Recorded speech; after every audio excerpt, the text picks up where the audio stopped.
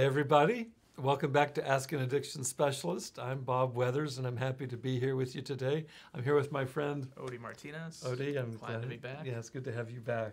Welcome, everybody. Thanks for joining us.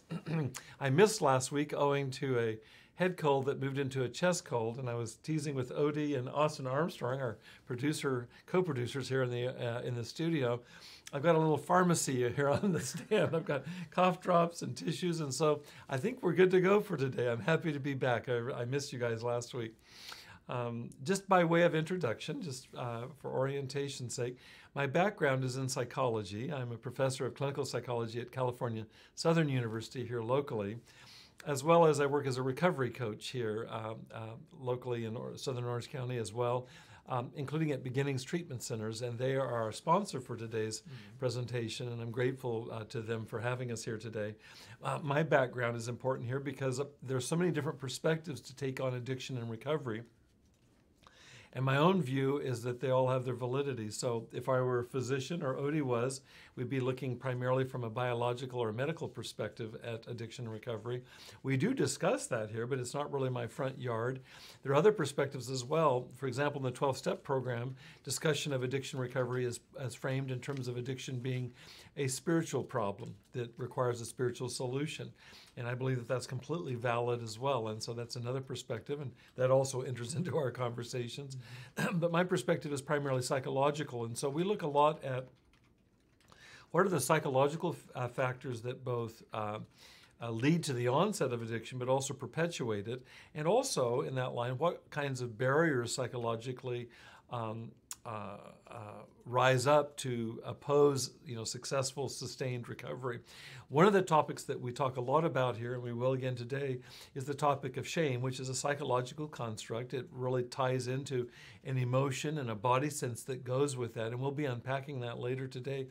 But shame becomes kind of shorthand for emotional barriers that can really stand in the way of successfully navigating recovery, especially if we want to maintain it across time. So my background is a psychological orientation. We will touch on the biological in most every conversation. We'll certainly touch on the spiritual as well.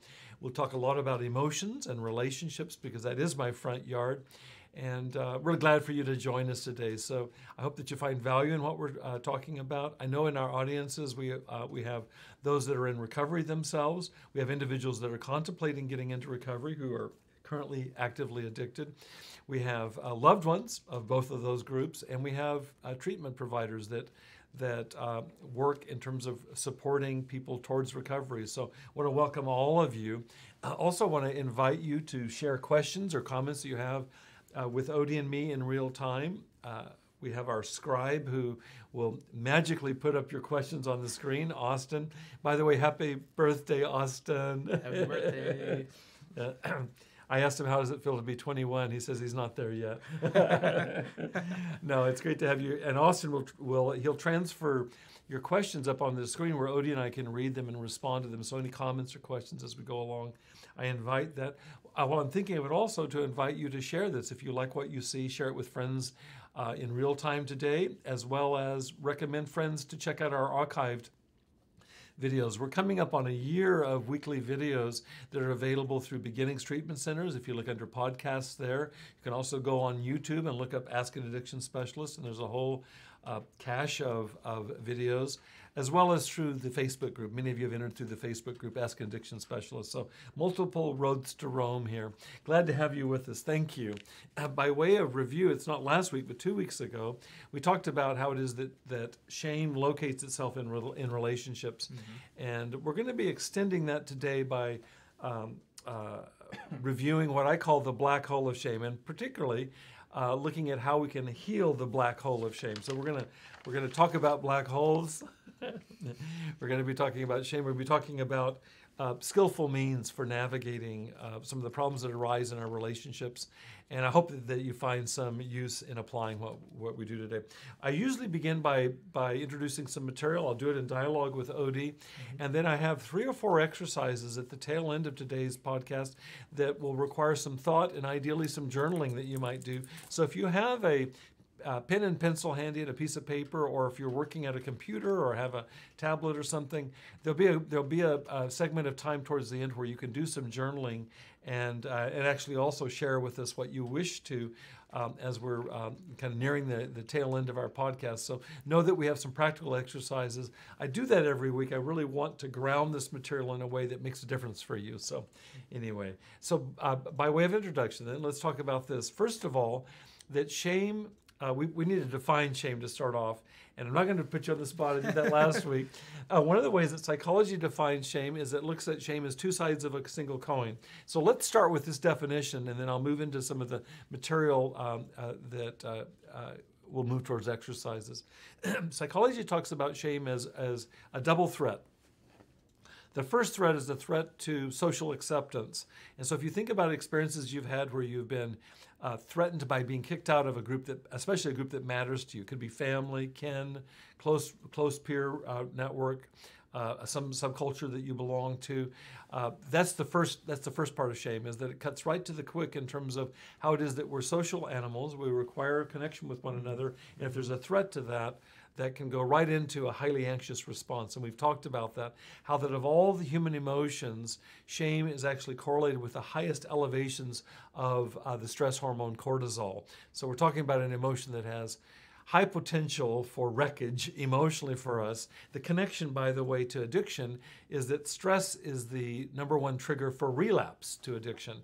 So we've got to find some way to deal with stress, manage stress, ideally reduce stress, and we're talking about the most stressful emotion is shame.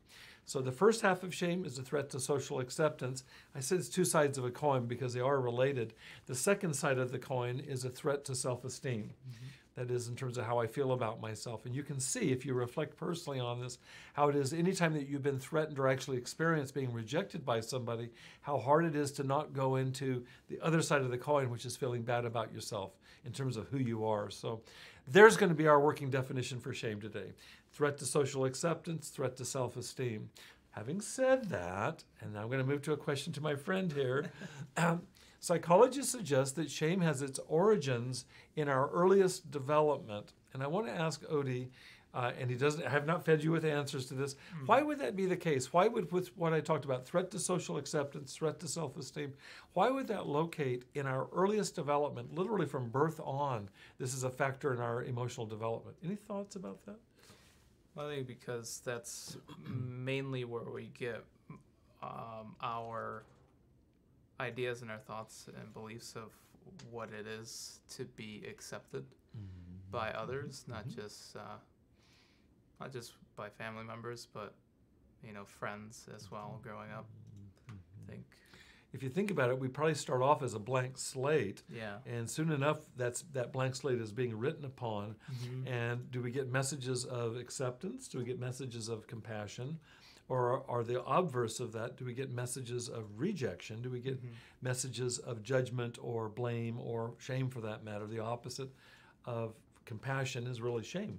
And so you're right. Absolutely. We start off just fresh and innocent, and a blank tablet to be written on, and then our earliest relationships begin to supply the writing. What were you going to say? No, yeah, that was just great. Yeah. One of the unfortunate truths about where we are as a species, as human beings, is that we're not yet so developed to the point where compassion is the rule of the day. To put it in a psychological terminology, compassion is not yet a reliable stage of development in many of our families. I think maybe I'm biased by my work as a clinician as well as working in addiction, but in my notes I put in most of our families it's not the case. When I talk in groups, I just came from a group right now at Beginnings with the men that I meet every Wednesday afternoon, and I had to pose this question to them, and I oftentimes do. How many of you would characterize your early home environment as being one that exhibited acceptance and affirmation and compassion? There would not be very many hands raised, exactly. And so, and we'll talk more about how that can actually correlate to distress leading to addiction later on in today's podcast. So when I say it's not yet a reliable stage, I need to make a distinction then between a stage and a state. a state could be this. If we talk about it in terms of let's say, acceptance in your family, you might have memories, Odie, and I certainly do, of acceptance or not in your family in single instances where you were really held up and affirmed. That would be a state. A state is temporary or momentary. A stage represents, if you think of a stage, it represents a solid plateau. It's so you can have a single state that doesn't really represent the plateau or the stage. And so the goal is to move from individual states of acceptance to a constant stage of acceptance. Does that make sense? Yeah, absolutely. You had me confused in the beginning because I'm like, well, that kind of sounds like the same thing. Because for me, like, the stage is just it's a set platform, and the state, it's kind of like, well, you're set in a certain state for. But yeah, the way that you placed it. Yeah. I hope to make it clear. I could probably do better with this. If you think of a state as temporary and a stage as permanent, that's a start. Okay. Let's talk about it this way. Let's talk about it in terms of cognitive development.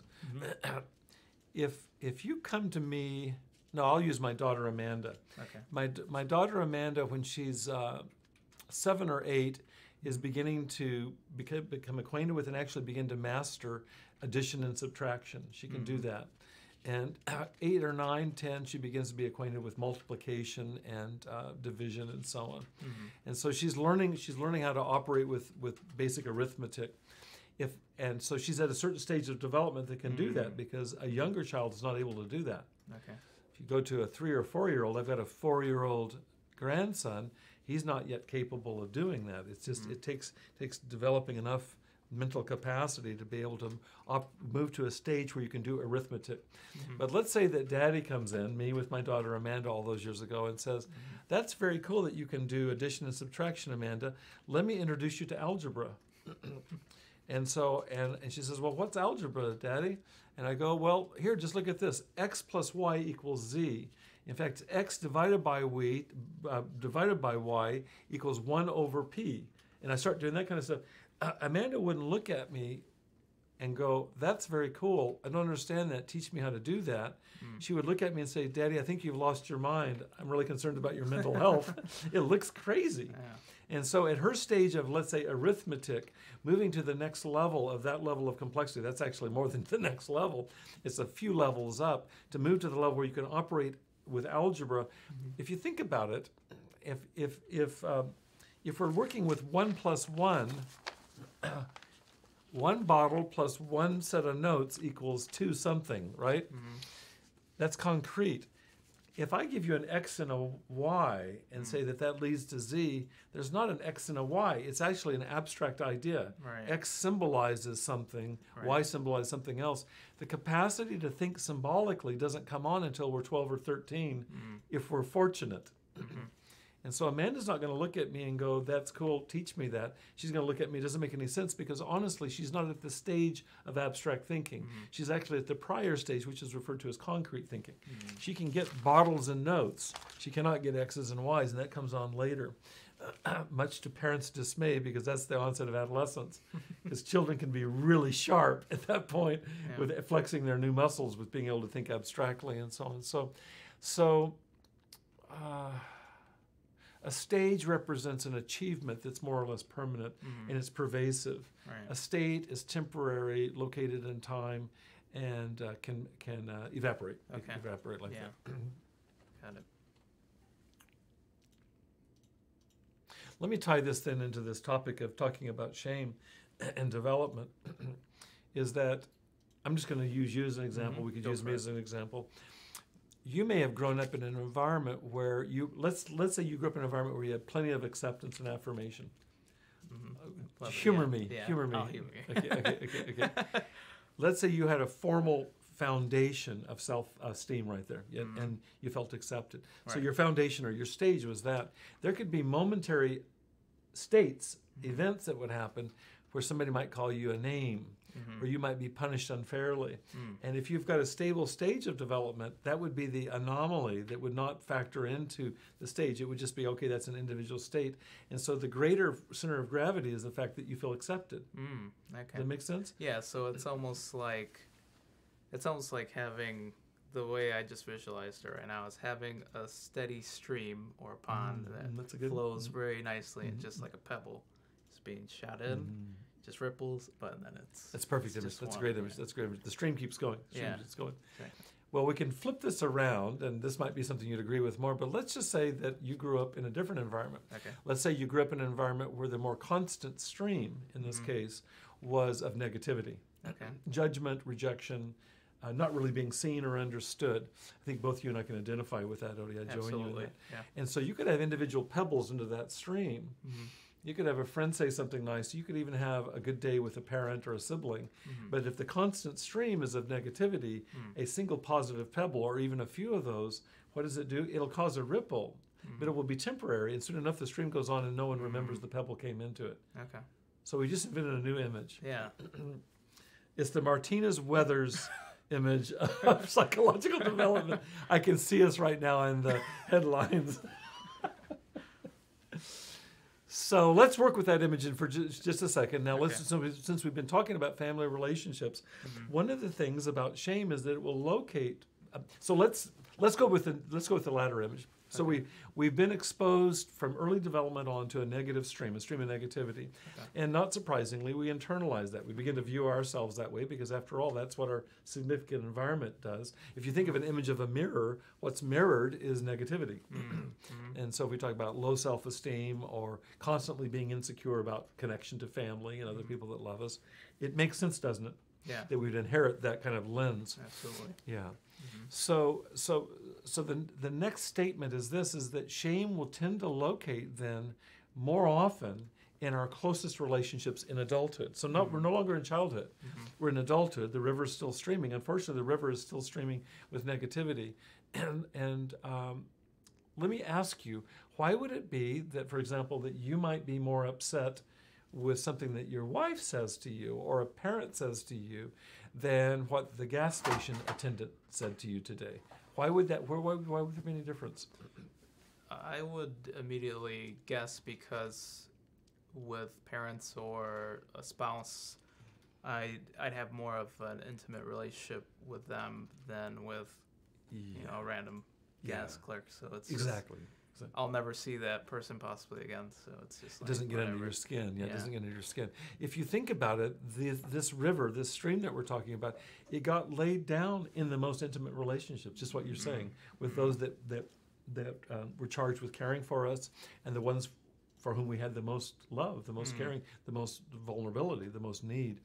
And so it makes sense that a relationship that is less intimate, it's not going to cut down so deep. It's going to hover over the stream. Right. But a relationship that goes down into the stream, right into the core, like our central partnerships, including marriage, it's much more likely to evoke whatever the stream has in it than those relationships up here. I'll give you an example. I've talked about it here before, I believe. Thank you. We have a comment. I'll get to that in just a second. I've talked about a very typical clinical scenario across my career has been somebody coming in, let's say a heterosexual couple, let's say husband and wife, and the husband sitting down and saying, I don't really have any problems with anybody except for my wife. In fact, she's the person without whom I might be perfectly happy. It's just that she's in my life because I'm married to her. And if we apply what we just said, is that shame and the stream comes up in our most intimate relationships, the response to that is that is the way that it goes. In fact, it's very likely that you would experience more conflict or more of the stream in your most intimate relationship, in this case with his wife. Right. And so it's a mistaken inference to go, well, therefore my wife is the problem. No, it'd be, therefore I'm most intimate with my wife. Right. And so it's not to say there can't be problems in the relationship, including with the wife, but it's more than likely that whatever vestiges from that early stream are still in that person's life, your life, my life, they will come up in a close relationship like a marriage. And so I have to help couples with this, is to realize before you demonize your husband or wife, before you divorce them today, can we just talk about the fact that probably you don't have this with people that you know casually at work or gas station attendants, and they'll go, and I'll say, I want you to understand that the wounds that were laid down earliest on developmentally more than likely have come up in your marriage. Can we talk about those wounds so that we can make sense of it, if there are patterns from the past that are coming up now? Does that make sense? So Yeah, far? that makes perfect sense. Okay. Yeah. Okay, good. I've convinced you. Yeah, you've convinced me. I'm on board. Okay. Thank you. Whew. We have a comment. Let's check this out. Is it two different individuals? Same person. Thank you. I just want to read this out loud. I feel I'm going to be on opioids for life. I'm 2 years away from OxyContin. My life is completely changed, and everyone loves who I am now. But I am still taking an opioid called such and such. I'm abusing it, but nothing serious, and I can control it. I don't feel guilty, etc., because I'm not using it to excess. You know what I'd like to do is I'd like to respond to that separately. I do want to respond to that. I'm not sure, and sometimes I can tie it into where I'm going with this. I'm not sure I can today, and I'm afraid it's going to take us off track, but I want to honor the question. Can I ask Austin a favor? Could you forward that to me? And I promise that I will respond later, okay? And if it comes up, an application comes up later for me that ties into kind of the direction we're going, I'll do my best to tie it in. Let me read it one more time to get it inside.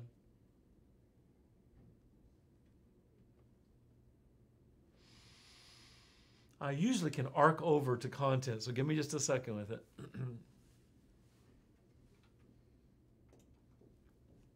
I am going to try. I'm going to try that, and I'm also going to have Austin forward that to me so I can respond more thoughtfully rather than under the gun.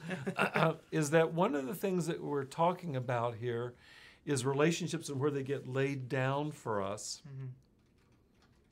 And I'm just going to talk about the brain for a second. We talked earlier about a medical perspective. We're both going to be doctors for just a moment, medical doctors. Sounds good. Is that the emotional center of the brain is primarily located right between our ears, mm-hmm. and so most of our emotions are routed through the midbrain. It's the midbrain between our ears. Our connection to others, including compassion and communication, are routed primarily through the forebrain. That's the frontal lobes, the frontal cortex. And one of the things that can happen, I'm not saying that this person is suggesting this, but one of the things that can happen in active addiction, I've been addicted, you've been addicted, we've been addicted to various substance behaviors. And so we know this personally, and I certainly work full time with addiction. One of the things that can happen in active addiction to virtually any behavior, which we've talked about, or any substance, mm-hmm. is it can actually reduce the capacity of the frontal cortex to operate. The term for that is hypofrontality. And what that means in English is the part of me that can be compassionate and have empathy for another person and love another person and receive love from another person is compromised by virtue of addiction. And so what happens, addiction itself is primarily a midbrain phenomenon. If you do a brain scan on somebody in active addiction, the frontal cortex more or less goes offline and so shows up as dark in a brain scan. And what will be very activated will be the reward center of the brain, which includes the emotional center of the brain, which is in the midbrain. That will get very active and show up as bright red. And so one of the things that can happen in active addiction that does impact what we're talking about is to the extent that I have this river that we were talking about of negativity, maybe on a good day with full frontal cortex, I can put some brakes on my fears and my anxieties. But virtually any addictive behavior, including with substances, will disinhibit the frontal cortex. That means it will make it go offline, and it will activate the midbrain. And when the midbrain gets activated, I had a supervisor, Bonnie Badenoch, who talked about it's like a bag of rats and opening up the rats. The rats are running in the basement. That was the image. I've never forgotten that. It's like the rats, or if we talk about Odie's image of the stream runs now unimpeded. And if that stream especially is filled with trauma and longings that have never been met, there won't be any way to process it. Or you'll be limited in your ability to process it by virtue of the addictive behavior. And so there is a way to tie in any comment about addiction. I want to support anybody who's found sobriety for sure, and the idea of continuing on with another, I assume another opiate from what this individual said.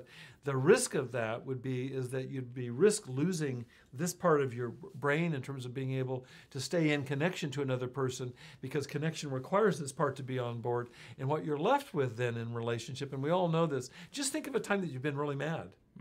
in a relationship with someone you care about, anytime you've been really mad, is that in that point you're having basically a midbrain reaction, a fight or flight reaction, and it will oftentimes override any caring or concern for the person. Hence, we'll be aggressive. Yeah. We'll be aggressive, only later to regret it. The part of us that regrets it later is the forebrain coming back online. But in an active fight or flight reaction, chances are there's very little room for empathy or concern. And so what we communicate are razor blades.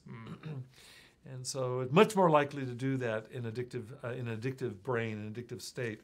And I don't literally have to be high. It's like if I'm in a state of, if a state of mind where I'm constantly using addictive behaviors, my brain is basically operating out of hypofrontality, whether I'm high, hungover, or even not using for that day, because the brain it really is compromised by active addiction. It sometimes takes weeks to get over, it'll take a week or two to get over an active addiction. If I'm addicted to opiates, it'll take me a week or two to get over the acute withdrawal. It can sometimes take weeks or months to get over what's referred to as post-acute withdrawal. And in post-acute withdrawal, you can count on me moving in and out of being able to access my frontal lobes, which is why the mood goes like this oftentimes in early recovery, and also why you have bouts of anxiety, of aggression, of impulsivity. All of that is the fact that there's no brakes, there's only the accelerator, and the midbrain is really the accelerator. I hope that answers at least, or at least ties in a little bit of what you talked about, and later I'll get back to you with more details in response to your whole question. Thank you. Thanks for submitting that. Well, I've already kind of moved into talking about some of the rest of this, is that stream that we're talking about, especially if we've experienced trauma, is that those wounds, those will get evoked in our closest relationships. And if we have longed for acceptance, those longings will be evoked in our central relationships. And so let me mention this. One author, a developmental psychologist, Daniel Stern, wrote about this in terms of, he said that we have these grooves in our psyche. He called them RIGs, R-I-G-S. RIG was an acronym for, you're going to love this, representations of interactions that have been generalized. Don't you love that? No wonder he calls it a rig. The idea of a representation is that we develop an inner mental expectation, a representation of multiple interactions. And the idea of generalize is that we take those multiple interactions and we bring them to new situations. That's all that generalize means, is bring it to a new situation. So for example, if you grew up with a river in your family, and I certainly did in mine, that includes some mix of things, then later on you get married, and I get married, is that what will happen is that some of those old patterns, I prefer to think of them in terms of blueprints or templates. Those old templates, those get activated in the current relationship, and actually it won't feel like the past, it'll feel like it's going on right now. So now it's my wife or my friend, whoever it is. It'll be somebody that really matters to me. And it could well be that it's a stream that's been going for your whole lifetime. As my same supervisor, Bonnie, used to tell me, she said, Bob, the amygdala does not have a time stamp. And when she talked about the amygdala is one of the regions in the midbrain that has a lot to do with our apprehension of fear and threat. And so if I'm threatened right now in a current relationship, think of you with your wife. She says something, or there's a look or a tone of voice or a silence. It can activate where your heart picks up like this, or maybe your anger rises like that. What Bonnie meant by that, there's no time stamp. You don't go, oh, this must be bringing up something from the past. None of us do that, except on an exceptionally good day. What we do is, it's you that's doing this to me. You're the problem, and I need to fix that right now. And we have various ways of confronting that. Does that make sense? Yeah, absolutely. That reminds me of certain situations that I've had with my wife as well, of just having certain situations where I'll be sharing something that is important to me or vulnerable for me to share. And then she has a tendency to interrupt, but she doesn't do it on purpose. It's just her personality. She's very distracted. And so I'll get upset, and I'll let her know. And then I'll just let her know, it's not that you get distracted, but just understand that I've told her this, that it's difficult for me to be vulnerable because that's how I grew up, of not being able to share certain things. And so just exactly what you're mentioning right now. It just reminded me of those situations where, it does come up. It's not her fault. It's just that I'm not used to showing this side of my it's a perfect personality. It's a perfect example. In fact, what you're modeling, Odie, and talking about it is kind of the opposite of that kind of instant reaction, because you are in a sense bringing a timestamp to it. You're going to your wife, this brings up stuff for me when you're distracted that goes back all the way to my childhood, of where there's certain things I couldn't bring up. You're doing that is really the height of consciousness, and it's a gift. I mean, I honor you in Thank that. you. It wasn't always like that. No. In fact, the way it starts off for many of us, and it takes a lot of work to get to where Odie is with this, is we start off with where we'll project blame. And it makes sense. Is that let's if I can use this example, is that okay? Absolutely. Is that your wife gets distracted and immediately goes into a painful place for you. Oftentimes what we'll do is we'll project blame onto the person. How dare you do that? I can't believe you do that. You're doing that on purpose. How messed up are you? All this kind of stuff comes out, and we're basically projecting out all of the pain that we have inside. One person calls it evacuating the affect. We're evacuating all of that negative emotion onto our partner in this case. And your ability not to do that really speaks highly. Another term for this process, not the process Odie's talking about, but how it can oftentimes go, one of the terms is psychic equivalence. And psychic equivalence connotes this, is that in this moment, what's going on psychologically between us is absolutely equivalent to something I grew up with. And in psychic equivalence, I can't separate the two. Right. You are able to separate the two. If you're not, if your wife then becomes the problem, and in fact, if she were to ask you, in a state of psychic equivalence, she might ask you, honey, did I touch a raw nerve? And you go, no, I don't have a raw nerve around this. This is you. You know, we've all done that. That would be evidence, that would be exhibit A of you are in psychic equivalence. It's a mode of consciousness for sure. And one of the goals of any form of psychotherapy or coaching is to help people move from that kind of instant making equivalent what's going on with your pain to realize it's more nuanced. There's more layers like you're doing with her. And we'll get to later why that's important in terms of healing that, because you've got a relationship with your wife that is the most profound leverage you could have for healing that old river. But we can't do that if we shoot it in the foot. So, so it's a beautiful example, and it's actually a really honorable example of how to bring consciousness into a relationship and be transformed. One of the ways this goes, and I don't know what your history is with this, I do know not what mine is unfortunately some of these early templates or blueprints that are laid down, they lead us to be what physicists call strange attractors for certain kinds of relationships. And all they mean by strange attractor is what people call a black hole. So that gets us to black hole. Do you have any thoughts, dear Odie, about, have you heard of a black hole? What is a black hole? I know that there's nothing in it, and anything that comes across it pretty much cease to exist. That's good. I asked somebody this week about this, what is a black hole, and it was me. He gave me a whole dissertation on it. I didn't know anything about a black hole. It is that one of the terms used in physics about black holes is that they're strange attractors for everything. In fact, I just found this out with this guy. They attract not only matter, but they attract light, which is why they're black, is that they have the ability of sucking everything into it, including even radiation. That's why they're dark. Light can't even get out of a black hole, hence black hole. Okay.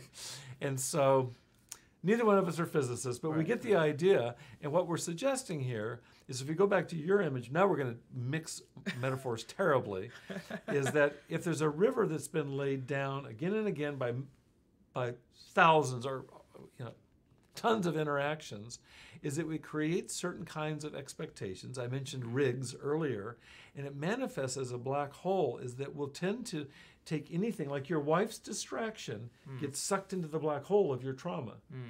The same for me. And so we'll find ourselves, this is perverse, we'll find ourselves sometimes drawn to relationships that repeat that event. In other words, we might find ourselves, in our cases, attracted to a partner who actually touches that very spot. And the thought there, this dates back to Freud, is that there's a wish to heal that. And the wish to heal that is maybe with my wife, your wife, Yeah. you could work this out. And I think you are working it out. And so it wouldn't do to work with somebody that doesn't touch that vulnerability. You could have a relationship that's not close and you never have to deal with it, but it would never go away. Right. You'd always be vulnerable. So in an intimate relationship, why not find somebody who can work that out? And so Freud talked about this. He called it the repetition compulsion. And if we make it sound less gnarly, that we're compelled to repeat something for the sake of healing. I don't want to live my whole life as a black hole, always scanning the environment for somebody to offend me. Or the same with you, somebody to be distracted so I'm hurt. No, I want to work this out. And so you've done that. You're doing that. You're doing that right now. So I have a question about that. Is that similar to people who kind of tell themselves and tell others, why do I continue to date jerks? Is that similar to that? Yeah, there's different ways to talk about this. Let's see. If you think about it, if you and I have gotten used to a certain, we'll call it the stream of negativity. If you and I have gotten used to that, that's been our daily bath, our daily nutrition, our daily oxygen for a lifetime. At least it feels normal. Not to say that it's pleasant, but it feels normal. And what's that phrase? Better the devil you know than the one you don't. I think it's something like that. It's a devil we know. Right. And so there's a sense of that's the status quo. That's what's familiar. And so you could say that I'm attracted to what it is I'm familiar with. That would be one thought. Freud's amplification of that, the one I just shared about repetition compulsion, would suggest not only am I attracted to what I'm familiar with, but I might be attracted to some way work that out with this person. And that's a slightly different nuance, because that means I'm not comfortable staying in that stream of negativity for the rest of my life. Will I have to face that like you are? Right. Yes, absolutely. I'll have to face risking discomfort to work on this, which is what you're doing. I like very much what Carl Jung, who was Freud's best student, he was his heir apparent. Jung had to say, and I've always used a river image or a stream image in this.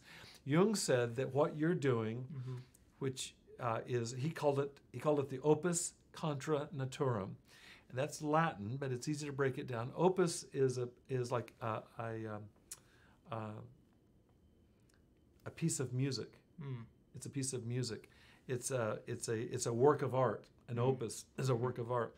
So, if opus is work or piece of art, contra in Spanish is against, I would assume. It's against. So far, work against. And naturam is exactly what it sounds like. It's nature.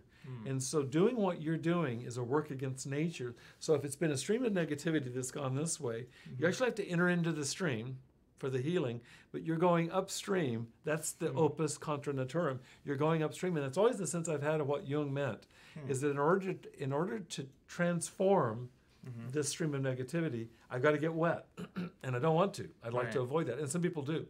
Some people say, "I'll just avoid intimacy for the rest of my life." Wow. But if I want to change, I have to risk getting wet, and the only thing is I've got to swim upstream, because if I swim downstream, it's business as usual, and that's not working for me. So when you stop your wife, it'd be easy to go off on her or shut down. There's lots of ways you could respond to that. But when you say, honey, this is what happens to me when you get distracted. It touches a place inside. It's very hard for me. And can we try this differently? And if you can approach it in that tone of voice, you don't aggress against her. You don't shut yourself into like a turtle-like shell. You're actually being vulnerable. That takes a lot. That's what I mean by courage. It takes a lot to do that. Yeah, it wasn't easy. No. I shut down at first, and then later, like half an hour a little later. But so the theory, I guess, behind what you just mentioned is that someone will continue to date until they find somebody that they can heal that part of themselves with that person. It took me most of my lifetime. Or they'll completely just ignore it and live by themselves for the rest of their life. There's a third option you didn't name. One option, what was the first option? They'll continue to date until they find somebody. Yeah. And I feel like you and I both have. Right. And so I feel really blessed in that. Yeah, it took me a long time to do that, but I had a pretty deep river to work through. It had a lot of momentum. Okay, so that's one option. I'll get to the question in just a second. That's one option. The second option is to give up and just head, don't get wet. Yeah, exactly. A third option is get in the stream and just go hell-bent for leather.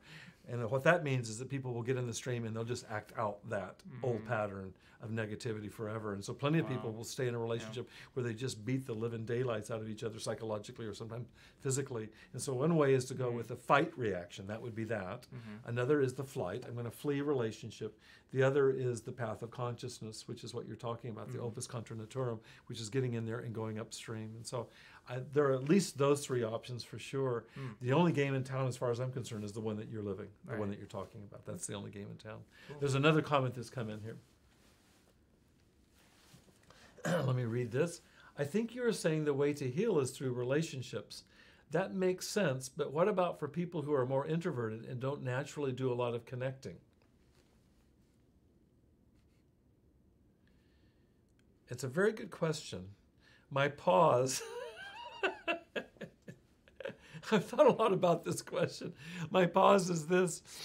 I have to tell you something. I think this is from Angela. It's a great question. I had a supervisor years ago. This is 20 years ago. Lolita Sapriel in Santa Monica. She was one of the 2 or 3 best supervisors I ever had. She might be the best supervisor I ever had. We were in a supervision group, and this issue came up that you just mentioned, Angela. Is what about people that are more introverted, or for people whose fate it's not their fate to, in Lolita's terminology, to individuate within relationship. That is, to become a self within relationship. And here, this is the example she gave. She was working with a client, I never will forget this. She was working with a client, a male client, who said to her, he said, when you're talking to me as my therapist, you make the assumption that the sun always comes up in the east. And I think Lolita said, yes, I do make that assumption.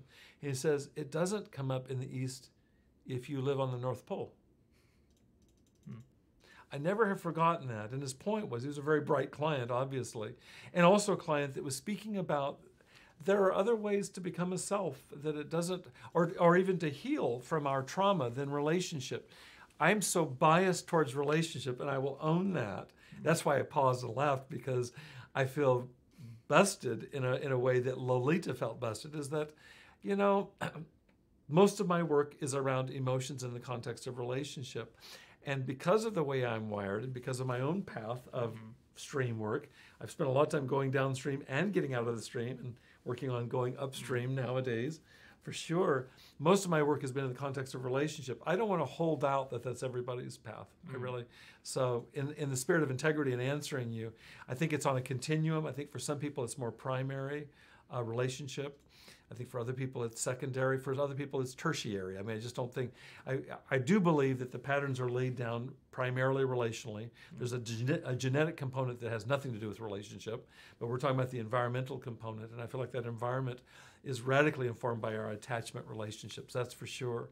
But how we work that out, I think that's radically individual. And I think it's a function of temperament, and you might even say destiny. You know, that just people have different paths. So I hope I'm honoring the depth of the question. It's a very potent and important question. I've been pondering it for a few decades myself right now. Thank you for the question. Let me shift back to this conversation about stages and states, and then we're going to try a couple of exercises. So what we're suggesting here about shame is that, recall our definition of shame, a threat to social acceptance coupled most often with a threat to self-esteem, is that if that's my early environment, or if we use Odie's image of the stream, if that's that's the stream I've only ever known, the chances are that I will develop a permanent stage, back to that image of a stage, a permanent a state of mind. I shouldn't use the word state or get into a problem. A permanent stage that is what psychology refers to as shame-prone. Which is just back to the black hole image. I'll be prone to take almost any interaction into a place that makes me feel bad about myself, because after all, that's the stream I'm familiar with. Yeah. Does it stand to reason? Does that make sense? And so as we said, there might be exceptions to that shame, even from the family that you grew up in, or other people that have been significant in developing this stage, let's say, of feeling threatened around self-esteem. but those exceptions won't be enough to reverse the stream. I love your image. The pebble will make a brief splash and then it will be gone. It will be gone. And so we're talking about a shame-prone stage that is likely to develop, which begs the question is, what, Sam Hill, do you do about this? And I'm gonna pursue this in the context of relationship, and out of honoring Angela's question, realize there are exceptions to this for sure. And we could talk, for example, I have a very strong sense, for example, that spirituality and one's relationship to God could operate. I've read, and maybe many of you have read enough about desert hermits, for example, where deep transformation occurs in a cave or in a desert hermitage, that I don't believe that relationship is always necessary. I do believe it's possible to individuate on a desert island. I strongly prefer that not to be my fate, okay? But I think there are other people, and I have friends that I think would prefer that fate. Yeah. So out of honoring that, I also want to say that I think it's also possible to heal, and I know in my own life, and probably for you too, Odie, in my own life, there's been a tremendous amount of healing that's come through art and creativity and beauty and nature, none of which presume relationship necessarily. Most of the music that I've composed over the last 35 or 40 years, no one's ever heard. I don't play it for other people. I do it for me. And it has a healing quality of itself. It's why, for me, any sense of God is so intimately connected to creativity. It's like that's God's entry point into Bob Weather's life in a very powerful way. So I want to open up to the possibility of all kinds of pathways to healing from trauma besides relationship. But I am going to focus on relationship, having offered that proviso. When trust and compassion can be established in a relationship, you begin laying down, it starts with pebbles, you've been laying down pebbles. But if you throw enough pebbles into the stream, you can divert the stream. You can create a dam that diverts the water. And in the image that we're using, if you turn around in the stream and start going upstream and have a good supply of support and oxygen, let's say, to do that, you can accomplish a reversal of direction. And I absolutely believe that's possible in a relationship in which the foundation of trust is established. And so you can move from what we talk here about unshaming. You can move from unshaming states where I have a temporary experience of you accepting me, eventually to stable stages where I actually develop a stable stage where the river has been reversed, where I now have self-compassion where shame existed before. It takes, in this example, using relationship as the context, it takes a lot of oxygen in a very sturdy relationship to accomplish that. And you're attempting to accomplish that in your marriage, is that you can transform the direction of the water in your relationship, and it requires a tremendous amount of commitment and courage on the part of both you and your wife. True? Yeah, absolutely. Insofar as this works, we're going to tap in. You guys, would you put it in your calendars right now? We're going to tap into, I'll get to this next question in just a second. I'd like you to open your calendar, and I'd like you to do one of these little pop-ups. And I want you to have something that pops up in 20 years. I want you to put Odie Martinez in there. And we're all going to check in on Odie in 20 years, okay? It takes a while. You're off to a great start. In 20 years, it's highly likely, and I would pray that it would be absolutely a given, that you will have earned security where in the past you might have felt insecure. And that is the technical term that's used in the psychological literature, is earned security. And so where in the past I've been insecure, and that would be the what we call the stream of negativity, in relationship, in the context that we're talking about, and let's add all the other resources we just mentioned of art and beauty and creativity and embodiedness and one's relationship to God, spirituality, etc.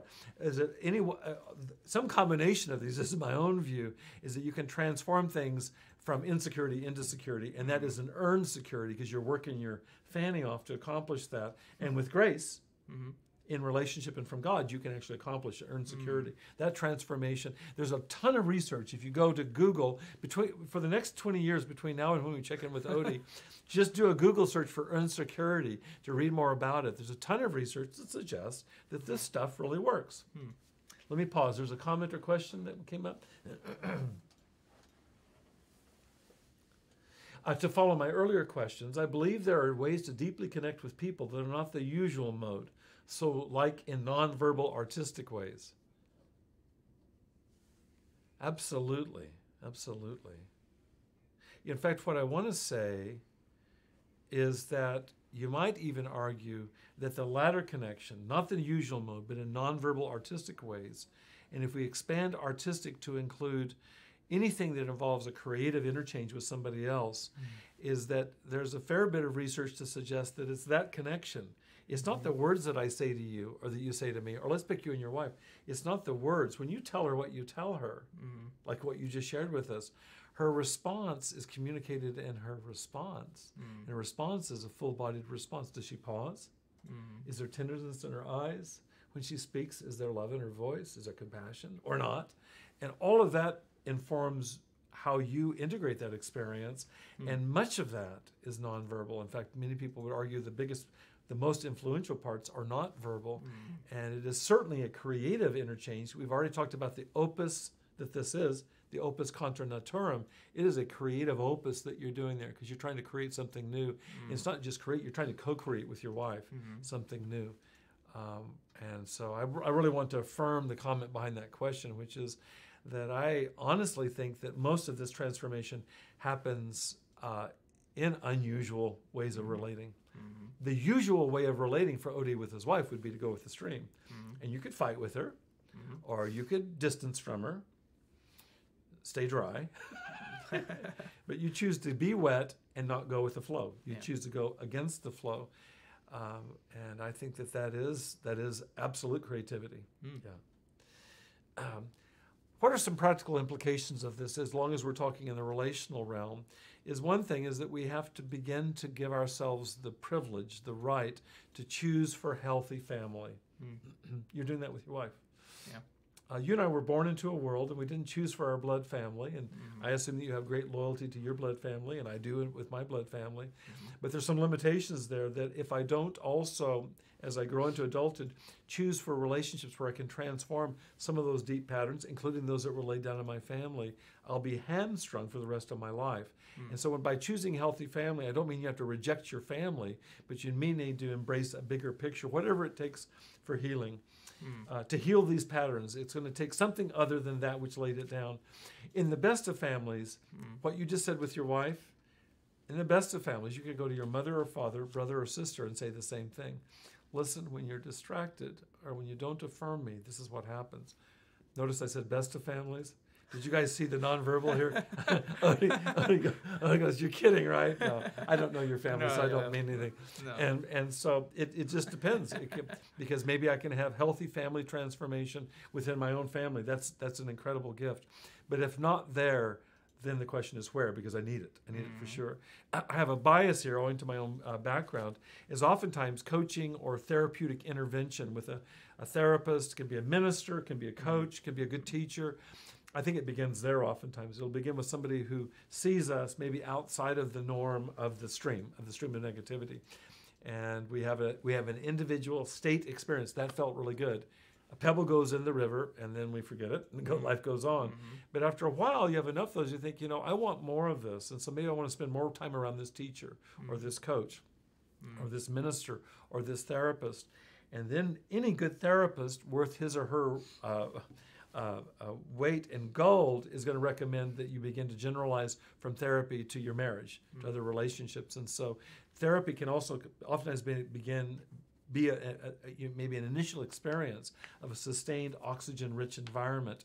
But the goal is not to stay with that therapist and have that be the rest of your life. The goal is to fan that out into the other areas of your life and to build that into friendships that you can, build that into marriages that you can, build that into family that you can, but to find that. And I want to include, in light of the earlier comment, to include that in any other expressions that end up developing that. I know that for me, my exploration with music for 40 years, recording so much music that I've done alone, that's not unrelated to what we're talking about. It's really following what it is that I feel like wants to come through and getting that out. In the early days on cassette tapes, and more recently on CDs, and even more recently in terms of MP3 files. But I've got a ton of journaling that I've done. And it's all about beginning to develop a relationship to myself where there is love and affirmation, acceptance. And I've gotten better at that. I've gotten better at that. Nice. Let me ask 4 questions as we wind up for today. You can write these down, and I would encourage you to reflect on them after our podcast in a journal. And I'll give you my email address later where you can write me if you care to. I invite you to write me with reflections that you've had, and I'll respond to you. First question, how have I been shaped in my own life regarding this river that Odie's talked about, the stream of negativity? And let me put it in a different frame. How have I been shaped in regards to self-compassion? You could just as easily say, how have I been shaped in regards to shame? They're, in a sense, opposites of one another. So how have I been shaped in regards to self-compassion? In the deep depths of the dark night, do I love who I am? Do I feel who I am is worthwhile? Do I have meaning and purpose and value for my existence in this brief time that we're on this planet? To the extent that I do, that's wonderful. Who has helped shape that? To the extent that I have limited access to that, and then we get more into the zone of shame, what influences have shaped that? Just to ask those questions. It was implied in what you said earlier, to realize that something's been laid down here in terms of me being vulnerable.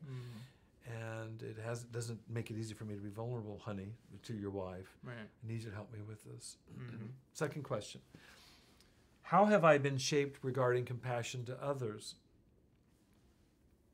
Remember how I talked earlier that one of the things that can happen with this river is that we can blame others. We can blame others. Freud called it displacement, is that I'll be hurting and then you'll walk on and I'll just displace all that pain onto you.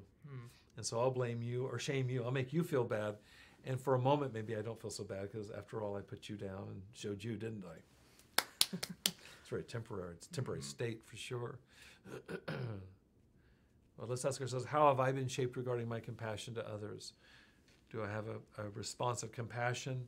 Maybe I have a response of projecting of blame, and to look at that. And then to look at how that was shaped.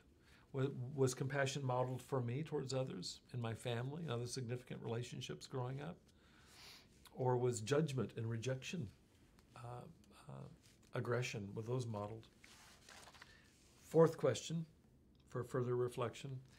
Where might I find new possibilities for transforming the direction of the river? What we've been talking about today, the stream of negativity. Where might I find oxygen to reroute the river? We talked about this in terms of blueprints or templates, talked about rigs, talked about a black hole. All of those are the same thing. Where might I find new possibilities in terms of transforming old ways of seeing, being, feeling, reacting? And the fourth and final question, nope, because there's a fifth one. The fourth question, can you imagine into what self-compassion might feel like? I'm going to ask you, can you imagine what it would be like? Can you imagine what it would be like to have your wife never be distracted? That would be awesome. Yeah, just to allow ourselves, think about that. That's exactly right. Imagine what it would be like to have whatever it is you imagine that you would want that would be fully oxygenating, fully supporting, fully nourishing. Imagine into how good that would feel. I think if we don't have an image of that, then we can't really move towards it. So I think it may be an impossible ideal, but let's start with an impossible ideal and move towards that, okay? And related to that, what might it feel like to have full compassion for others? If I have judgment in my heart towards others, if that oftentimes is my first reflex, what might it be like to look at somebody and move towards them the way that I would want people to move towards me? In other words, with compassion. Can you imagine that? Can you imagine having a soft, connecting heart as your first and primary reflex? I don't know what question number we're on, but I just want to say this.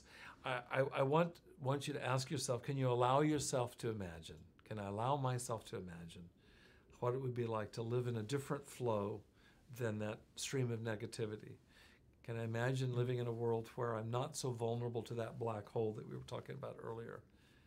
Can I imagine extending that same compassion or grace towards others as I imagine towards myself? I want to say that there is hope. I want to say that there is hope. And as you journal and reflect on this over the next hours and days, I encourage you to do that. And the hope is this, is that we might actually be able to choose our own healthy family. You might be able to choose your own healthy family, to begin to choose for relationships where you can do what Odie's talking about. That's like a minimal daily requirement. If we're going to turn around the stream, is to find what psychology calls a facilitative environment. And I think that can include all the things that we've talked about. How might I create a healthy environment in which I can be creative and be my best self, an environment in which I can reach out to my relationship to God for resource and be supported in that? How might I be able to be in an environment, in a relationship, in a family, like Odie just modeled for us, where I can bring this vulnerability and it not be spat on, it not be shunted aside, but be responded to with open heart and in kind,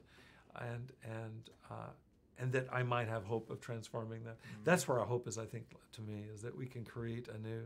I love this idea of earned security, and it really is our birthright. Yeah. Maybe some of us have been fortunate enough, in fact, some of us have been, to have security as a built-in given for our lives. But if you haven't, and that's not been my fate, I'm not going to speak for Odie, is that we have a chance. I don't, till my last breath, transformation is going on. I'm really grateful for that. Yeah. I just remember this line from a poem, and there's a comment.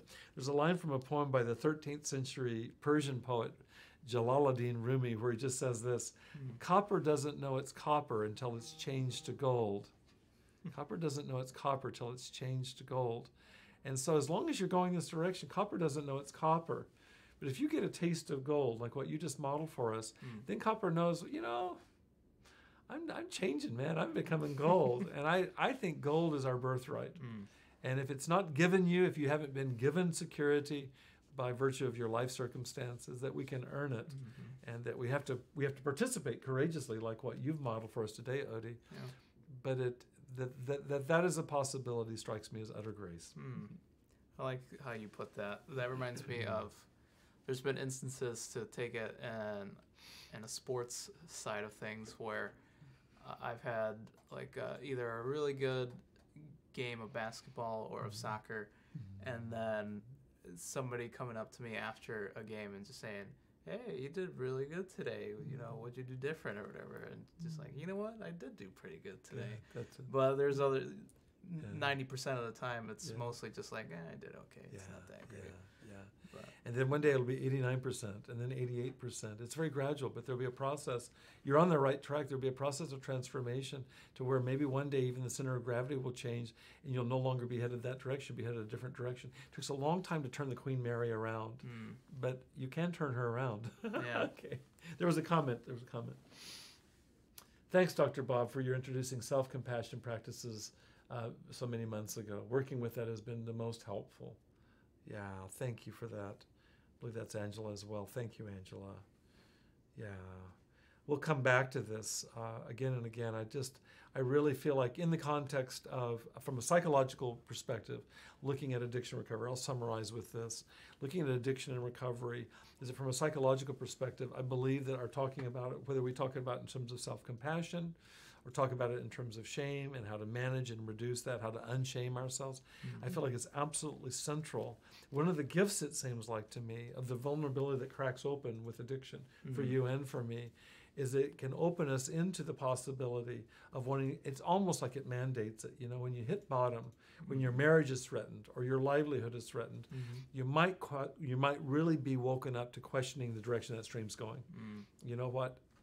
Doggone it, I'm not going to continue to do that. And that might be the opening into trying something new And I know that for me, Angela and anybody else that's listening, I know that for me, and you all know this, is that this self-compassion practice, we have different versions of it, including gratitude practice, especially the forgiveness practice. You can go back and look in our archives and see a number of presentations on both those topics, both gratitude and forgiveness. They're absolutely essential to me, enough so that I aspire to practice them every morning before I start my day. It's essential. It's not dispensable. And like with your image right now of 90%, each day shifts it 1 degree or 1%. And one day you wake up and you realize I'm no longer caught in the same stream. I'm actually going a different direction. That's the hope. So thank you. We're going to continue this conversation next week. The title of next week's presentation is Growing Up in Recovery. And I don't mean that to come across as let's all grow up now or something. I don't know. I don't mean that in a negative way, like a parent saying, grow up, Odie, or grow up, Bobby. I don't mean it in that way at all. Thinking about growing up, we talked about stages today. And even that image that I used earlier of a stage of development that understands arithmetic but can't abstract yet, and then eventually can manage algebra, that's how I mean growing up, is there a way for us to talk about maturation in our recovery so that we grow across stages? And I think it's probably implied in what you're talking about, is that initially, early on, you and I both were reactive. And so when your wife would say something to you, you may or may not have had the capacity to step back and say, honey, we need to talk about that. You might have been more reactive. I'm assuming that you were, and I certainly vouch for that for myself. Yeah.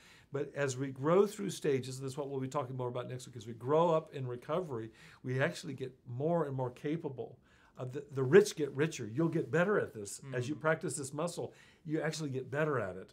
And as you get better at it, you actually have more energy or impetus to reverse the stream. And so that's all I mean by growing up. So we'll be looking at that next week.